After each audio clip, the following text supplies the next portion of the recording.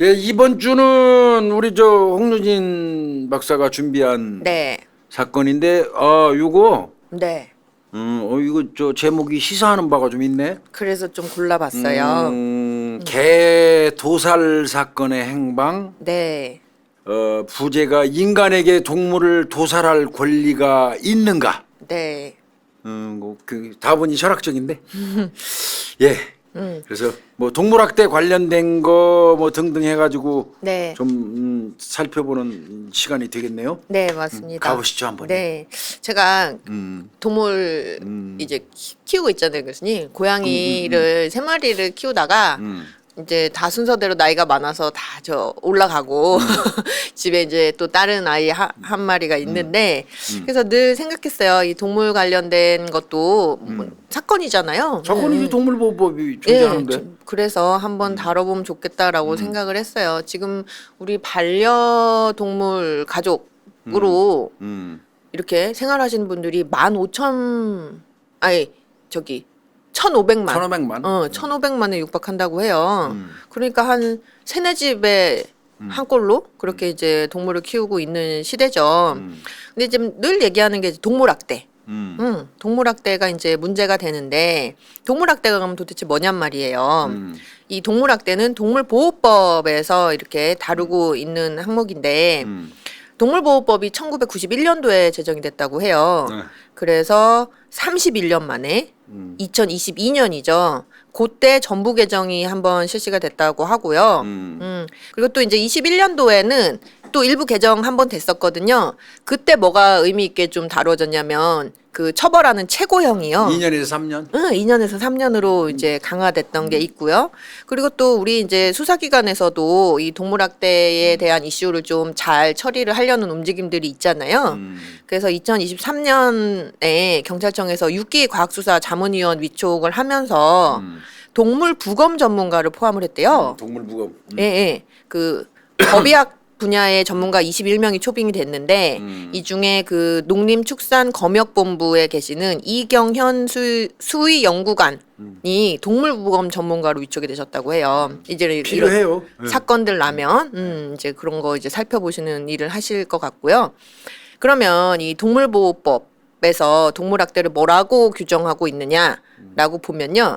동물을 대상으로 정당한 사유 없이 불필요하거나 혹은 피할 수 없는 고통과 스트레스를 주는 행위 그리고 또 굶주린 질병에 대해서 적절한 조치를 게을리 하거나 방치하는 행위 요런 행위를 동물보호법에서 이야기하는 동물학대다 이제 이렇게 이야기를 하고 있는데 그럼 동물보호법에서 동물학대의 행위로서 금지하고 있는 행위들이 어떤 게 있냐라고 보면 일단 동물 죽이는 행위요 혹은 죽음에 이르게 하는 행위. 요건 하지 이제 말라는 거지. 3년 이하의 징역 또는 3천만 원 이하의 벌금에 처해질 수 있어요. 근데 이제 보면은 목을 매다는 등의 잔인한 방법으로 죽음에 이르게 하는 행위. 이게 예전에 개 도살할 때. 예, 목 매갖고 막 이렇게 두들겨 패갖고 막 그렇게 잡고 그랬잖아요. 그런 행위 이제 안 된다.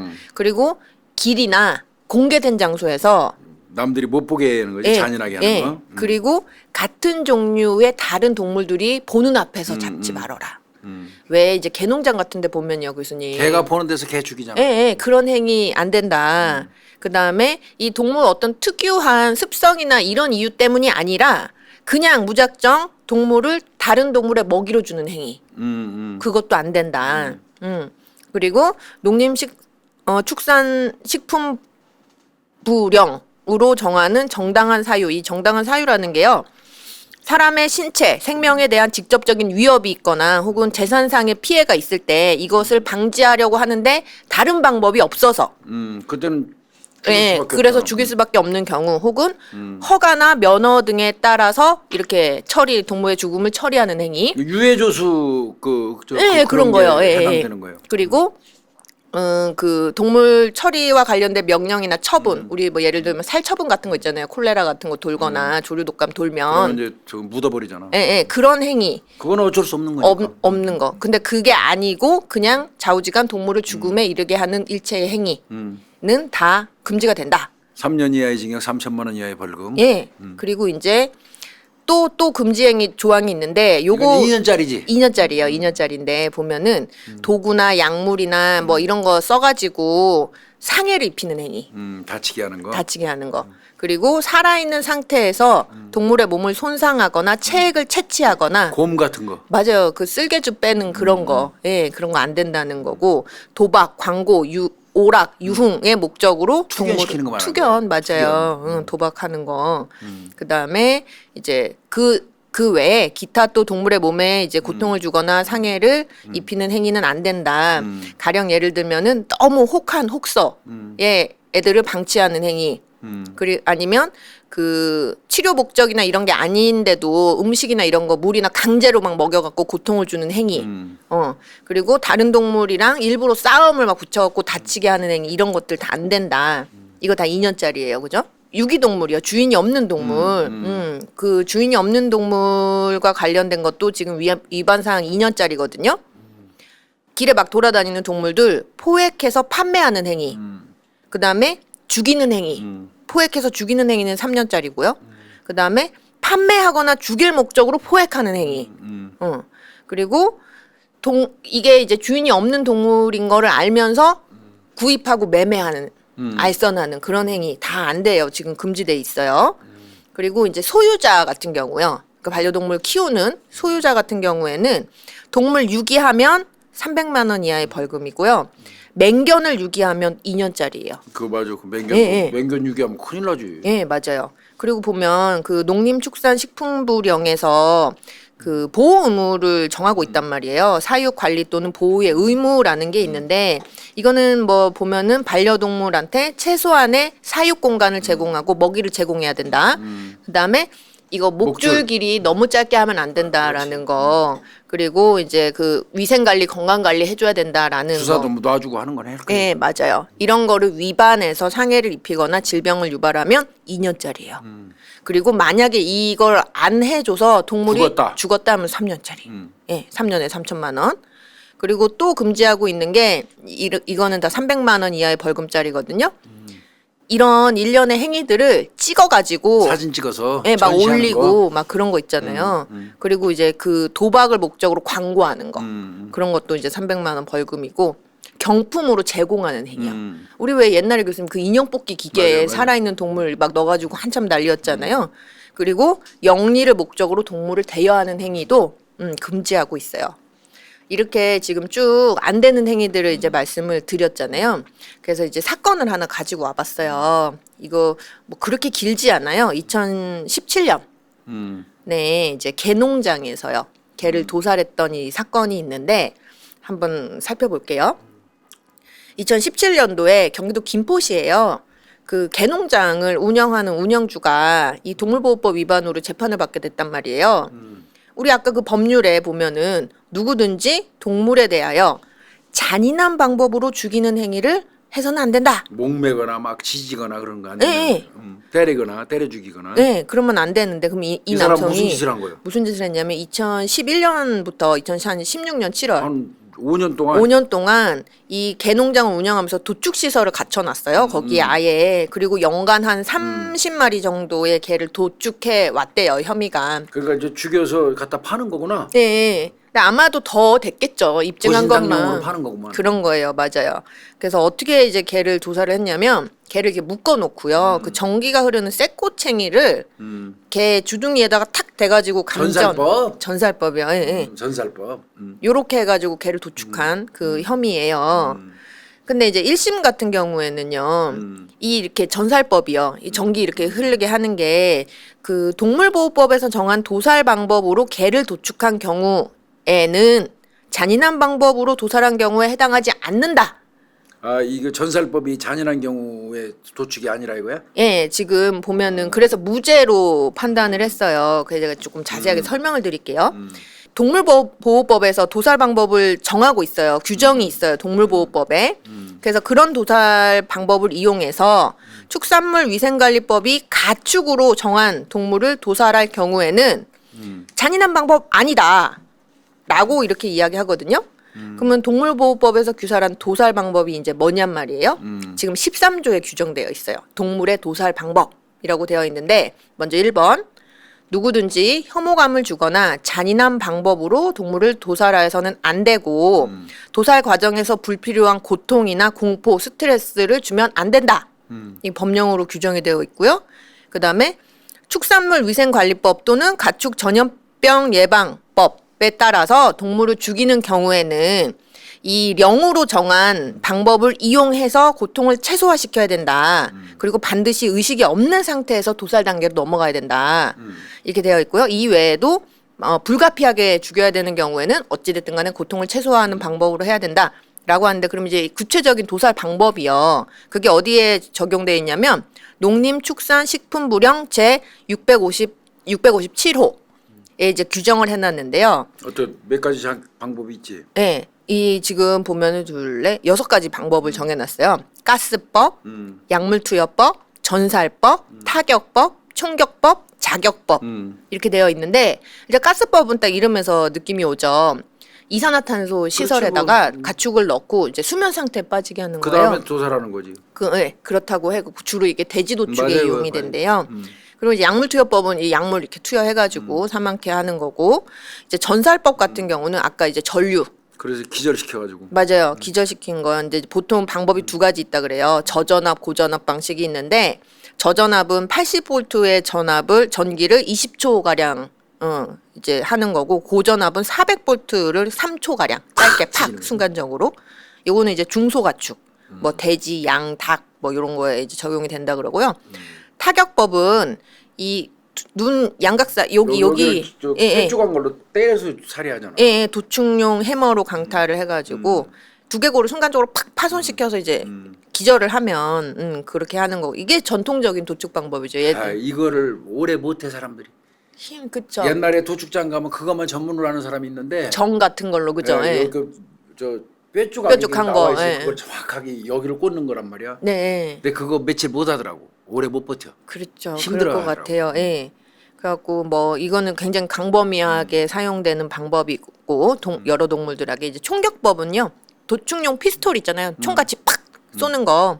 이거는 이제 대동물, 소 같은 대동물. 그다음에 자격법은 이제 방열시키는 거요.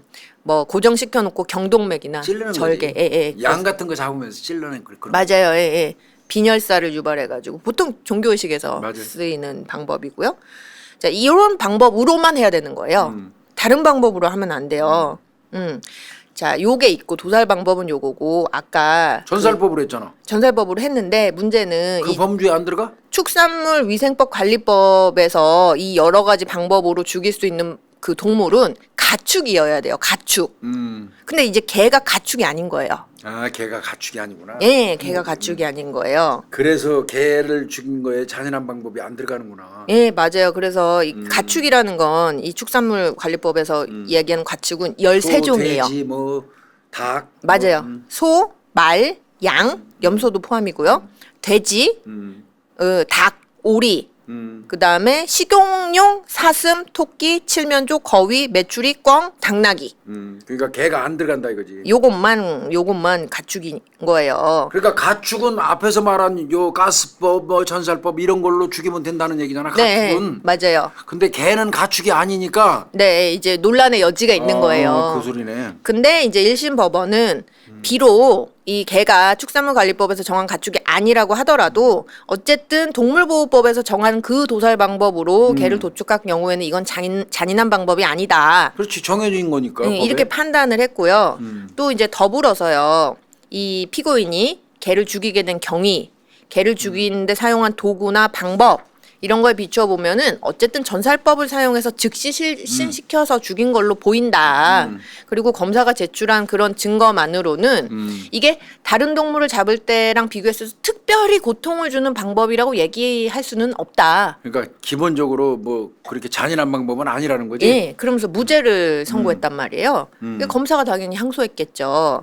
예, 그래서 검찰은 이렇게 얘기해요. 이런 법령들을 보면은 어쨌든 동물을 죽이는 행위 그 자체는 본질적으로 잔인성을 내포하고 있는 거다. 당연하지 그거야. 그래서 죽인다는 행위 자체가 기본적으로는 잔인한 방법으로 죽이는 행위다. 목을 매달든 뭐든. 그런데 이 축산물 위생관리법에서 이야기하는 그런 방법은 그런 방법을 해주면 위법성을 조각시켜 주는 거다. 원래 이게 나쁜 안 되는 행위인데 그걸 나쁜 행위라고 안 보는 사유에 해당하기 때문에 그걸 나쁜 행위라고 안 보는 것일 뿐이다. 그러니까 이걸 정해놓은 이상은 참나. 그쵸, 죽이는 예. 방법을 정해놓은 이상은 어쩔 수가 없는데 그래도. 맞아요. 그래서 이 피고인 같은 경우에는 전기가 흐르는 쇠코챙이로 개를 도축을 한 거지. 어쨌든 죽이는 행위 자체 그리고 이런 법령을 해석을 해보면 어쨌든 잔인한 방법으로 죽이는 행위를 한 거다. 그러니까 다시 판단해달라. 이렇게 하면서 항소를 한 거예요. 그러니까 동물보호법상에서 얘기하는 포괄적인 잔인하게 죽이는 방법 속에 예. 전살법도 들어간다 이거지 검사 얘기는. 그런 큰 의미로 근데 이제 판사는 저 농림축산 그 식품부령에 네. 그 죽이는 행위의 한 방법을 썼으니까 아니라는 거고. 맞아요. 개가 가축이 아니더라도. 검사는 크게 본 거네 그냥. 맞아요. 어떤 방식으로 썼건 잔인한성을 내포하고 있으니까 죽인 거라고 보는 거고. 맞아요. 예. 그럼 이제 2심은 뭐를 봤냐라고 했더니 그러면 첫 번째 쟁점 사항이에요. 동물보호법이 동물을 죽이는 행위 그 자체를 금지하고 있는 법인가? 를 따져봐야 된다는 그렇죠. 거예요. 이 첫 번째 쟁점과 관련해서 보면은 동물보호법에서는 죽이는 행위 자체가 아니라 그렇지. 일정한 방법으로 죽이는 행위지. 행위를 그렇지. 금지하고 있는 거다. 그러니까 잔인하게 죽이는 걸 금지하고 있는 거지. 죽이는 것 자체를 금지하는 건 아니지. 아니다라는 게 이제 2심의 이야기였고 그리고 또 학대 행위는 하면 안 된다라고 이렇게 규정을 해놨는데 그럼 학대 행위에 죽이는 행위가 들어가는가? 안 들어간다. 이렇게 되어 있는 거예요. 그리고 보면 일반적으로 죽이는 행위는 가장 중한 학대 행위에 해당한다고 볼 수 있다. 그런 여지가 많다. 그렇지만 학대라는 사전적 의미는 몹시 괴롭히거나 가혹하게 대우한다. 라는 뜻이기 때문에 그 자체로 죽인다라는 의미가 내포되어 있다고 그렇게 볼 수는 없다. 학대는. 예. 왜냐면 학대는 금지라고 얘기하니까.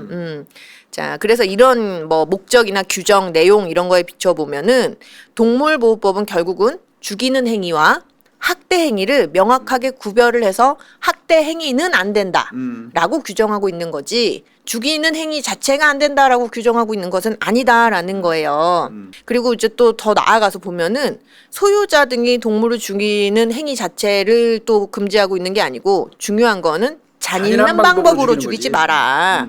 요것만 처벌하겠다라고 이렇게 해석하는 게 맞는 거다라고 이제 이렇게 이야기를 했어요. 그러니까 그러면 잔인한 방법인지가 문제가 되는 거잖아요.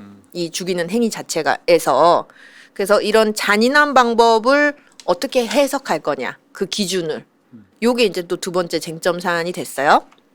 보면 우리 대법원에서 교수님 아마 이 판례 아실 텐데 2005년도 판례거든요.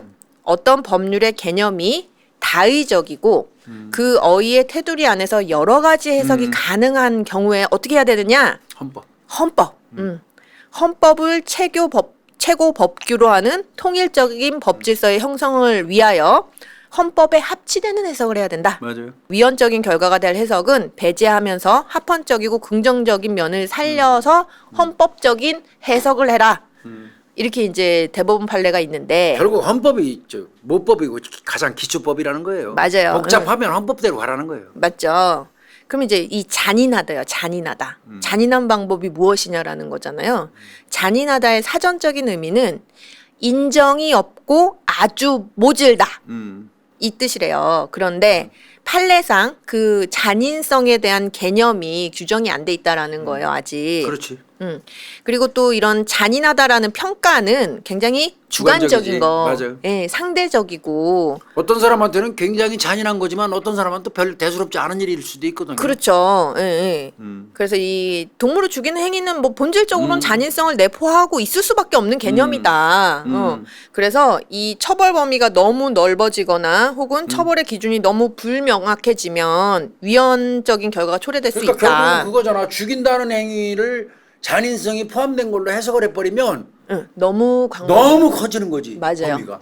그래서 이 잔인한 방법에 대한 해석은 극히 제한적으로 해야 된다라는 게 이제 이 2심의 입장이었고요. 그러면 이 얘기를 또 해봐야 되죠.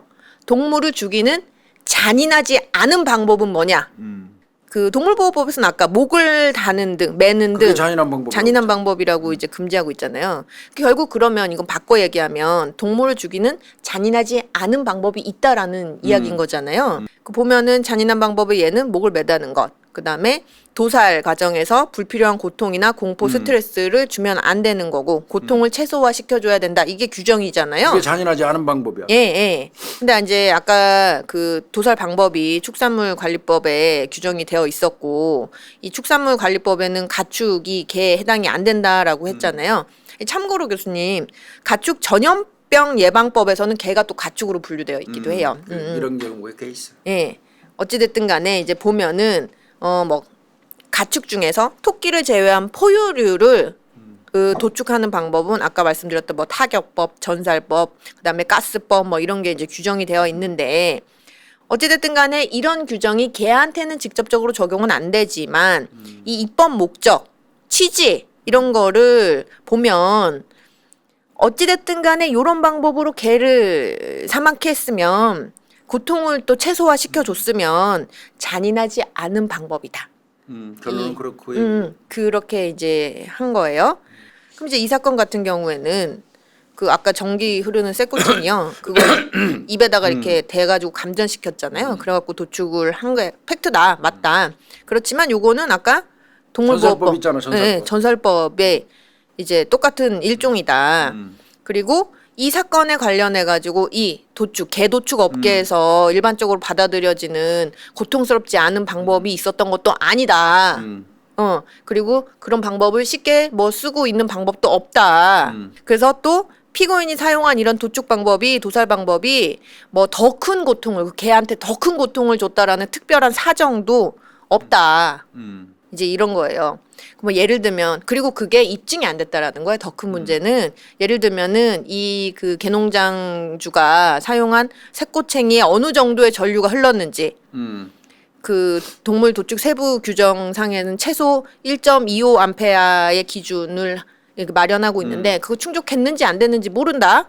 일단 그리고 개가 기절하거나 죽는데 어느 정도 시간이 걸렸는지 예를 들면 그 시간이 좀 길었잖아요. 기절해 있으면은 좀 그러다가 시간이 오래 지나면 살아있는 상태로 또 도살을 당했을 가능성도 있는데 그럼 고통스러울 수도 있잖아요. 근데 그게 입증이 안 됐다는 거예요. 개가 기절하거나 죽지 않은 상태에서 도살 단계로 넘어갔는지 이런 게 검사가 제출한 증거만으로는 안 되는 거지. 확정이 안 돼서 이 개가 잔인한 방법으로 죽었다라고 증명이 안 입증하기 된다. 예, 이렇게 된다는 거예요. 그래서 이제 검사의 이런 주장은 해당 사항 없다, 이유 없다라고 해가지고 2심도 무죄. 자, 그래서 당연히 3심에 올라갔겠죠. 대법원으로 올라갔는데 대법원에서는 판결이 바뀌어요. 어떻게 바뀌지? 원심 그 파기환송 시켜요. 볼까요? 이 대법원에서 이제 주되게 이야기했던 건 이 동물에 대한 도살 방법이 이 동물보호법에서 금지하는 잔인한 방법인지를 판단하는 기준이 무엇냐, 뭘로 삼아야 되느냐, 이제 이런 거를 중점적으로 봤거든요. 그래서 이제 이 무죄로 판단한 원심은 법리를 오해해서 필요한 심리를 다하지 아니한 어떤 하자가 있다라고 해갖고 파기환송을 시킨 건데 볼게요. 잔인이라는 거는요.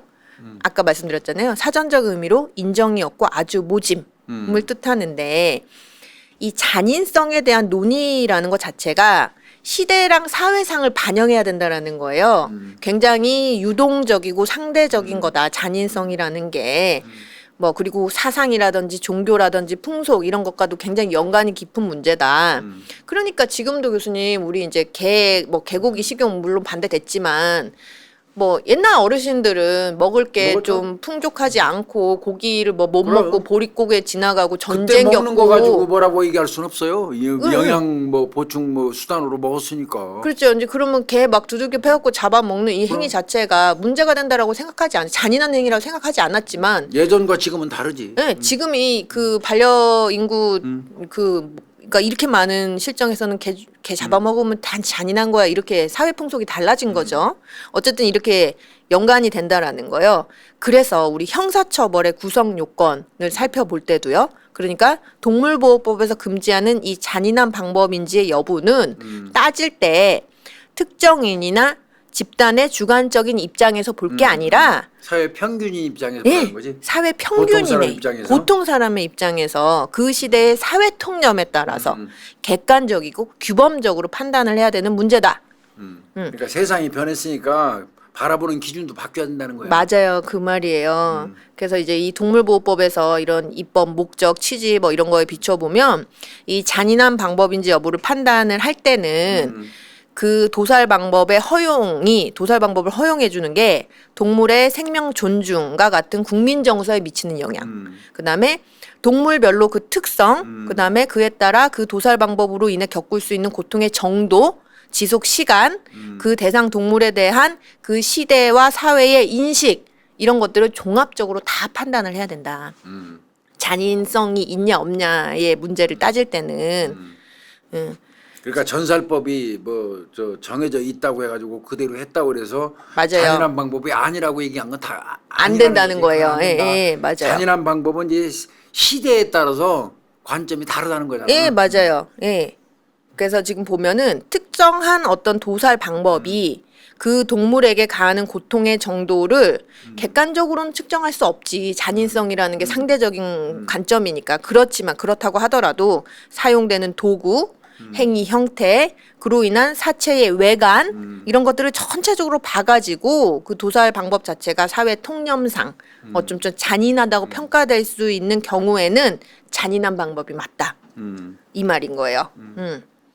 자, 그리고 그 잔인한 방법인지 여부는 또 동물별 특성을 고려를 해라. 각 동물마다 다르니까. 그렇죠. 그래서 동물에게 주는 고통의 시간, 고통의 정도 이런 거 판단해야 된다. 그러니까 뭐 예를 들면 동일한 도살 방법이라고 하더라도 어떤 동물한테는 별거 좀 아닌 거고. 고통이 적을 수 있고 어떤 동물한테 고통이 그렇지. 셀 수도 있잖아요. 종류별로 봐야지. 예. 그렇기 때문에 이러한 고려 없이 그냥 일반적인 해석을 한 것은 심리가 미진한 부분이 있는 거다. 이렇게 된 거예요. 그리고 이 특정 동물에 대한 그런 어떤 사회, 시대의 인식은 결국은 동물을 죽이거나 죽음에 이르게 하는 행위 그 자체, 그리고 그 방법에 대한 평가, 이런 거에도 영향을 미친다는 거예요. 결국은. 그래서 이런 것들도 다 고려를 해야 된다. 아까 교수님 말씀하신 것처럼 보통 사람의 입장에서. 자, 이렇게 이제 판단을 했고요. 지금 또 그런 거 있어요. 이 동물보호법 시행규칙에 따라서 제정된 동물 도축 세부 규정에 따르면 전살법은 그 전살법으로 죽이는 게 아니고 기절시키는 거야. 기절만 일시적으로 시키라는 거예요. 기절시키는 거야. 예, 그렇게 기절을 하고 나면 이제 방열해서 피를 이게 혈관 같은데 이제 피를 빼가지고 사망케 이르게 하도록 규정을 하고 있대요. 그 보면은 일반적으로 동물이 감전에 의해서 사망한다면 고통이 있다는 거예요. 고통을 수반한 격렬한 근육 경련, 그다음에 화상, 그다음에 세포 괴사, 근육 마비, 심실 세동 이런 고통스러운 과정을 거칠 수가 있다는 거예요. 전기로 죽게 만든다면. 그리고 이때 고통의 정도와 지속 시간은 동물의 크기, 뭐 부위 이런 거에 따라서 다 달라질 수 있다라는 거예요. 그러니까 이 피고인이요, 개농장 주인이 이 개 도살에 사용한 새꼬챙이에 흐르는 전류의 크기가 어땠는지, 개가 감전당하고 나서 기절하거나 죽는데 소요된 시간은 얼마였는지, 도축 장소나 환경 뭐 이런 거에 따라서 구체적인 행태는 어땠는지, 그로 인해서 그 개한테 나타날 체내외 증상을 다 살펴가지고 이게 잔인하냐 아니냐를 심리를 했었어야 된다. 그리고 만약에 그렇게 그런 걸 밝혀봤는데 요것뿐만이 아니고 그런 방법이 밝혀진 방법이 사회 통념상 받아들일 수 있는 수준이냐 아니냐도 같이 판단했어야 된다. 그래서 원심을 파기했어요. 그래서 이제 서울고등법원에 이제 환송을 시켰고요. 제가 그 다음에 그래서 결국은 어떻게 됐는지를 못 찾았어요. 요 예, 뒤에 이 파기환송심이 뒤에. 어떻게 됐는지. 근데 아마도 증거가 없잖아요, 나왔을기가 힘든 어렵죠? 사건으로 보여요. 아무리 이제 그 무죄 취지, 그 무죄가 아니라는 취지의 파기환송이 됐다고 하더라도, 그래도 처벌을 못했을 것 같아요. 예, 처벌이 조금 무죄로 갔을 것 같은 느낌이 들어. 어려웠을 것 같죠. 지금 여기서 파기환송 시키면서 요구한 게 굉장히 복잡하네요. 예, 예. 도살 방법이 허용되는 여기 뭐 전류의 크기, 쇠꼬챙이 전류의 크기, 개가 감전 후 기절하거나 죽는데 소요되는 시간. 그러면 이거 이미 개는 다 죽은 상태인데 그러면 이거를 실험하려면 다른 동물을 또 죽여야 되잖아. 글쎄 말이에요. 그렇죠. 비슷한 크기의 비슷한 체형의. 크기에 그걸 일일이 다 어떻게 이거. 그다음에 도축상수 환경 전기를 이용한 도상 방법의 구체적인 행태, 개에게 나타날 체내외 증상을 심리 이거 어떻게 입증하겠어? 맞아요. 그래서 이게 그냥 못했겠다, 단순히 이거. 괜찮다라고 판단한 게 문제 있어 꼼꼼하게 봐야 돼라는 측면으로 판결이 난 건 의미가 있지만 결국은 여전히 이 동물 학대의 실상에서 이런 것들을 꼼꼼히 보기가 힘든 실정이지 않나 어려울 거예요. 이거. 이런 생각이 좀 들고요. 그대로 아마 그냥 파기환송심에서도 무죄 떨어졌을 것 같아요. 그랬을 것 같죠. 그래서 이제 참고적으로 개 식용 관련해서 지금 얼마 전 이슈죠, 교수님. 2023년 2월에 제정됐어요. 개 식용 종식한다라는 법률은. 그래서 식용 목적으로 개를 사육하거나 그러니까 교배시켜서 자꾸 만들어내거나 도살하는 행위는 금지돼 있다.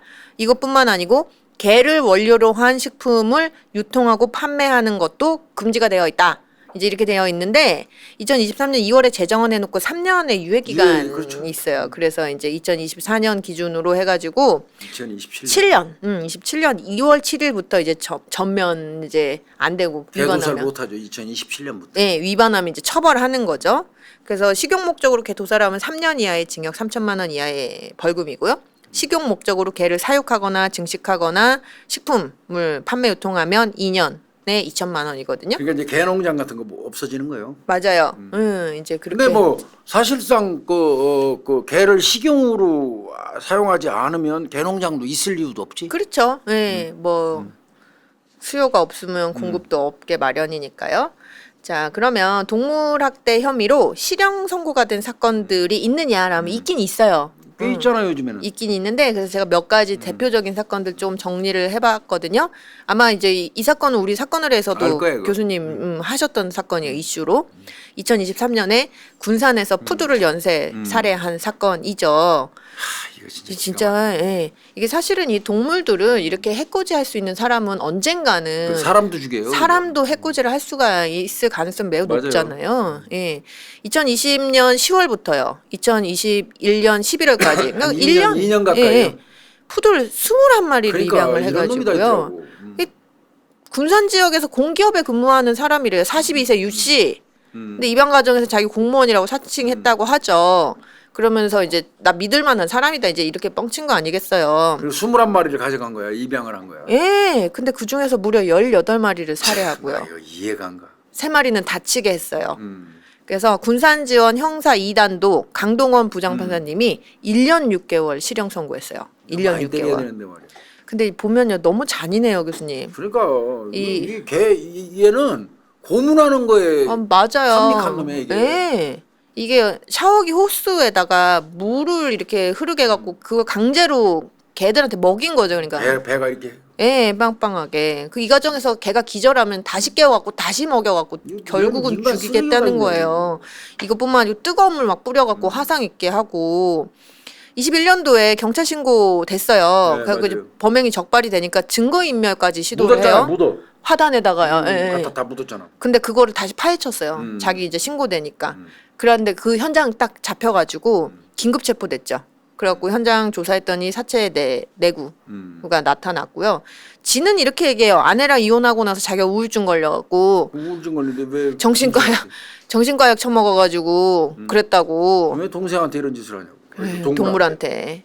검찰은 이제 최고형이 3년 구형했는데 풀로 좀 맥시멈 준 거야? 예. 무죄 액심을 줬는데 그래도 그 이 재판부에서 약간 또라이라고 본 거지. 예, 약간 또라이인데 너는 나쁜 또라이지 나쁜 뭐 또라이. 약한 또라이는 아니다. 그래서 심신미약 인정 안 해줬고요. 이 범행의 수법이 너무 잔혹한데 진짜 잔인하잖아. 네. 이걸 또 반복적으로 계속했잖아요. 21마리 다.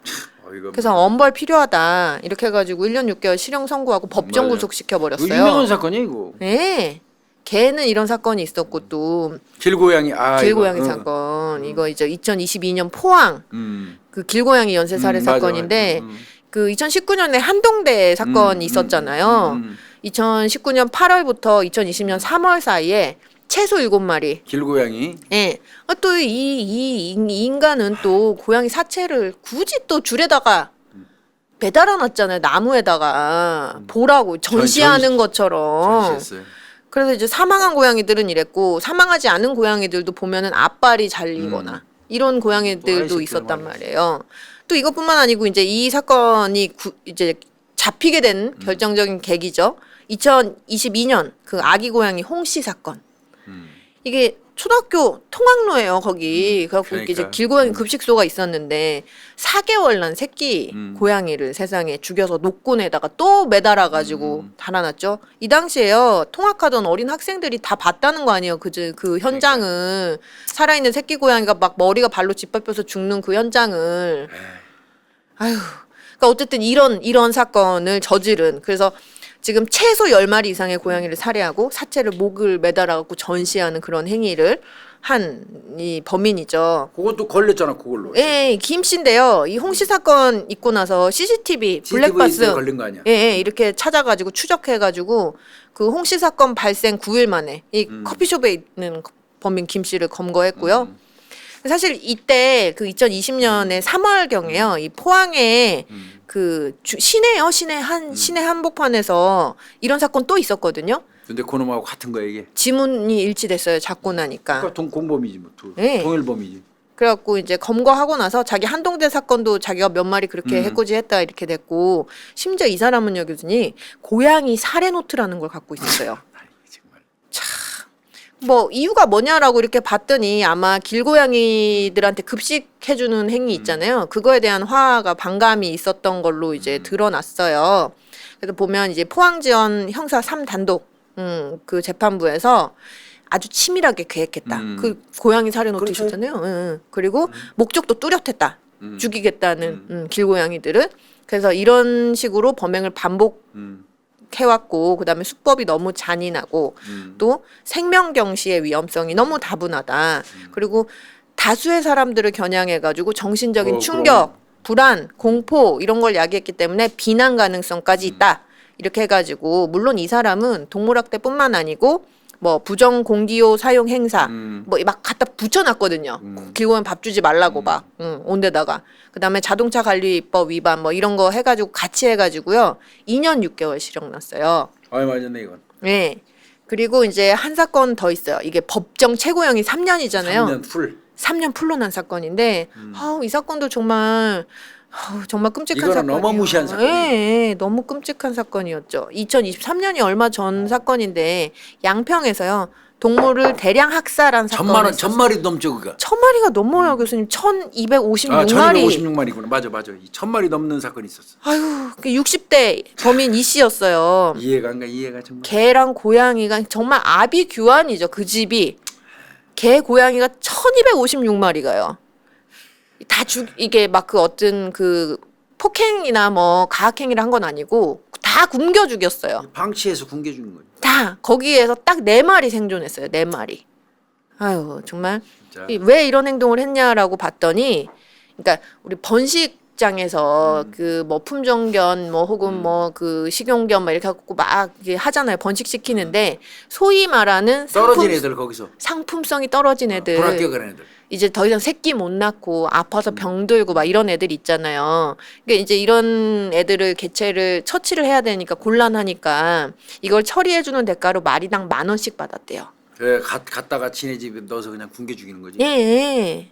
이 경기도 양평 소재 자기 집에다가 유기하고 굶기고 밥이랑 물 하나도 안 주고요. 맞아요. 아유, 이 사건 현장이 너무 처참한데, 교수님. 어떤 그 푸들이 이 철창을 입으로 이렇게 물고 있는 사진이 있어요. 너무 배가 고프니까 그 상태로 죽어 있어요. 참. 나쁜 놈의 새끼.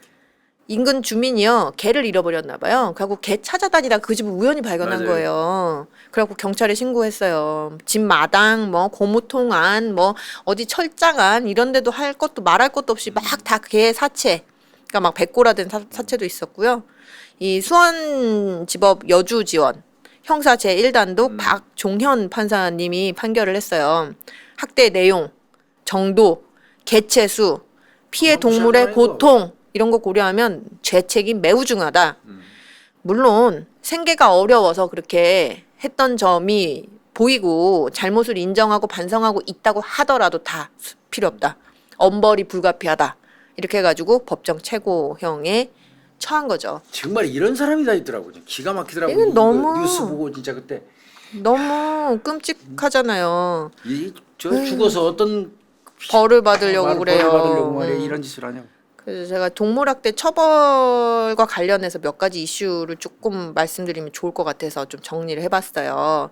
이렇게 동물학대법이 개정이 됐잖아요. 전면 개정이 되고 이제 시행이 되고 그 처벌도 올 강화하고 이렇게 했지만 1년 올렸지 1년. 네, 그렇게 했지만 여전히 동물학대 방지의 효과는 적다라고 평가를 받고 있잖아요.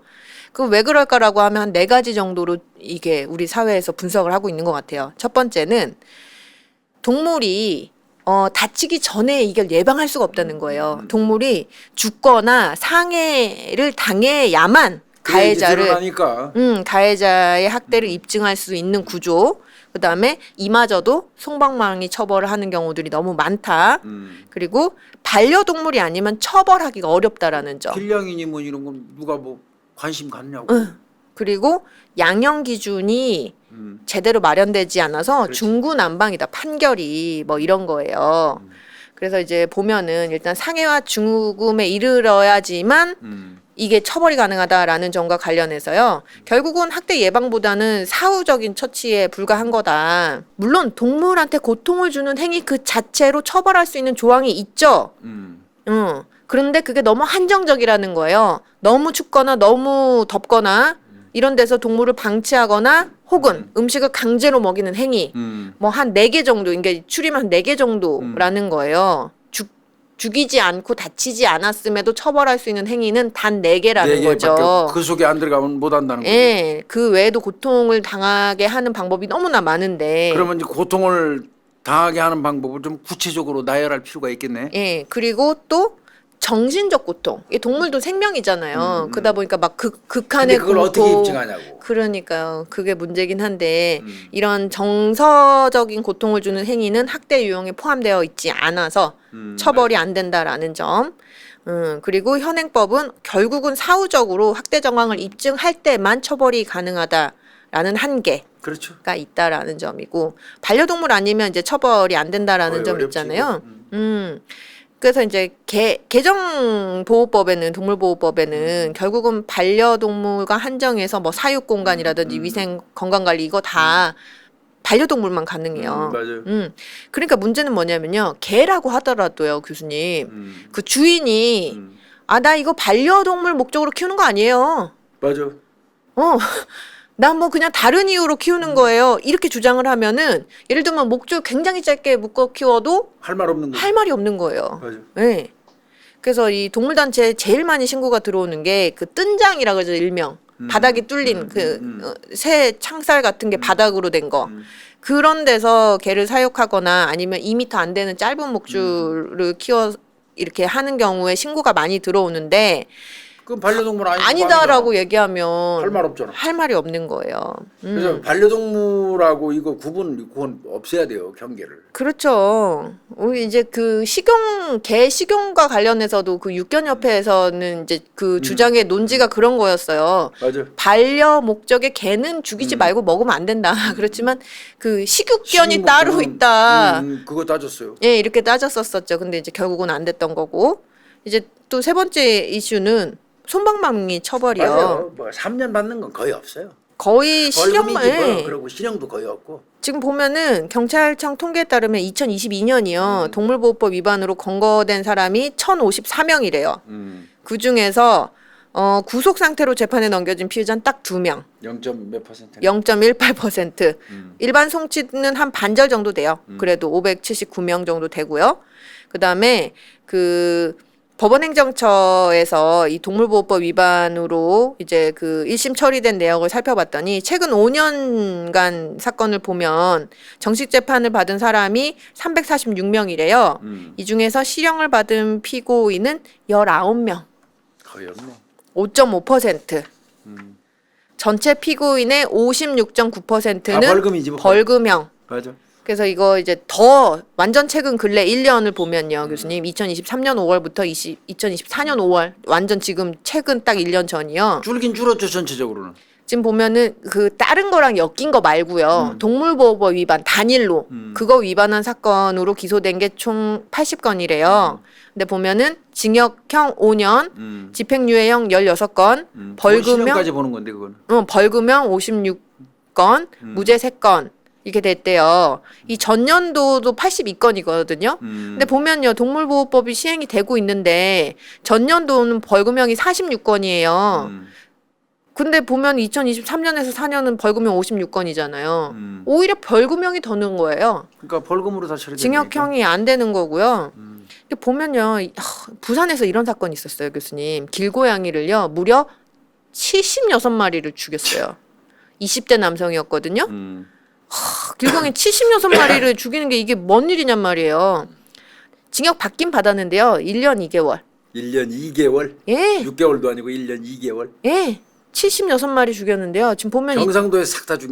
예, 지역도 막 광범위해요. 2022년 12월부터 2023년 9월까지 김해, 진주, 하동, 부산, 뭐 성주, 칠곡, 대구, 뭐 또 청주, 제천, 경기도까지 또 진출해요. 하남, 용인, 막 그러니까 전국 각지인 거죠. 왜? 얘는 고양이 죽이로 돌아다니는 놈이야 이거. 그러니까요. 그래갖고 너무 잔인성이 심해서요. 이 동물단체에서 그 학대범 검거해달라고 현상금까지 걸었어요.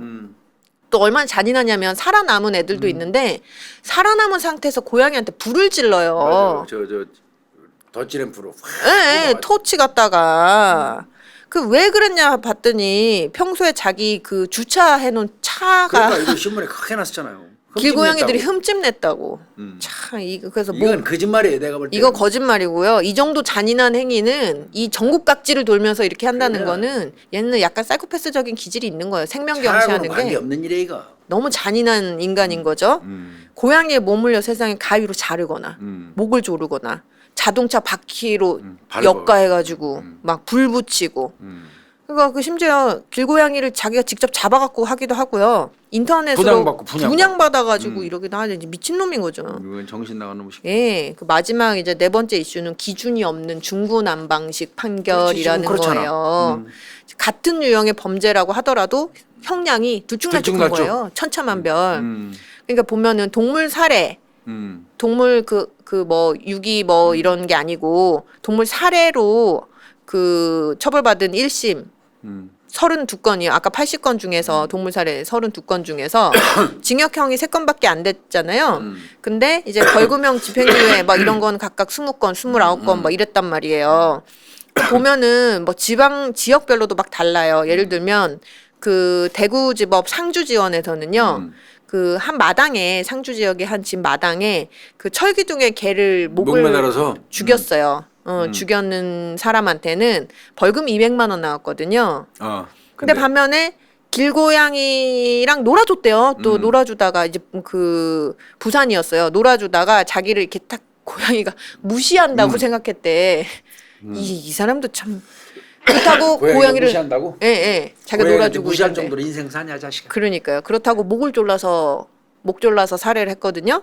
이 사람한테는 징역 8개월. 그러니까 똑같은데 똑같이 한 마리를 사망시킨 건데 어떤 놈은 벌금 200만 원, 예, 어떤 사람은 징역 8개월 이러고요. 또 범행 동기가 비슷해도 처벌이 다르다는 거예요. 예를 들면 이건 이제 주인이 있는 개인데 그 어디야 서울중앙지법에서 서울 사건인데 개가 똥오줌을 못 가린다 이거예요. 그래갖고 자기가 키우던 강아지 3마리를 때려 죽였어요. 이 사람한테는 벌금 100만 원 나왔단 말이에요. 예.